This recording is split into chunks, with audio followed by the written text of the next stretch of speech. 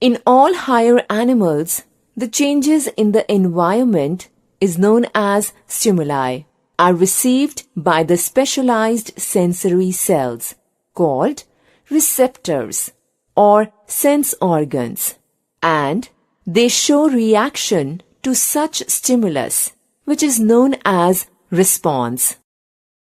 For doing all this, nervous system is required. Nervous system coordination. The fundamental functions of the nervous system are as follow. Reception of stimulus. It helps us to gather information about the changes in our surroundings.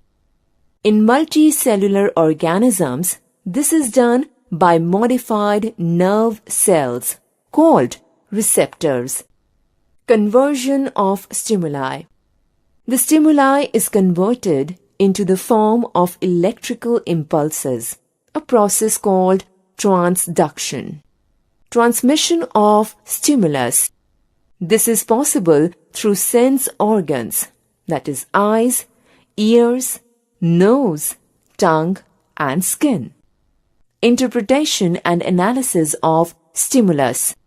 It enables us to think, reason, and store information. Response by an effector. It controls and balances various voluntary muscular action. It also controls and coordinates involuntary, that is, not according to will, activities such as digestion of food, beating of the heart, respiratory movement, and so on. Nervous tissue. To carry out the above functions, the system consists of structurally and functionally specialized tissue, known as nervous tissue. Nervous tissue is made up of nerve cells or neurons and packing cells called neuroglia. The brain, spinal cord, and the nerves connected to the brain and the spinal cord contain nerve cells. A neuron is a cell specialized to conduct electrochemical impulses called nerve impulses or action potentials.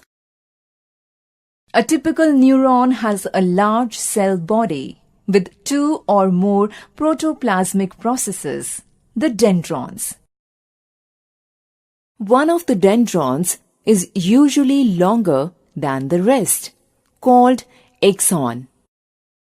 The axon ends in a number of small branches on muscle fibers, gland cells, or other neurons. Dendrons may branch into dendrites. The neuron forms the functional unit of the nervous system. The cell body contains the nucleus, mitochondria, and other organelles typical of any eukaryotic cell. Dendrites receive information from another cell and transmit the message to the cell body. The axon conducts messages away from the cell body. The intercommunicating junctions between 2 neurons are known as synapses.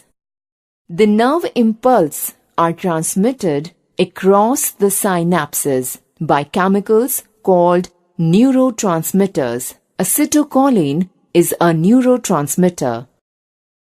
The final destination of nerve impulses is either a muscle or a gland. When stimulated by impulses, muscles contract and glands produce hormones or enzymes.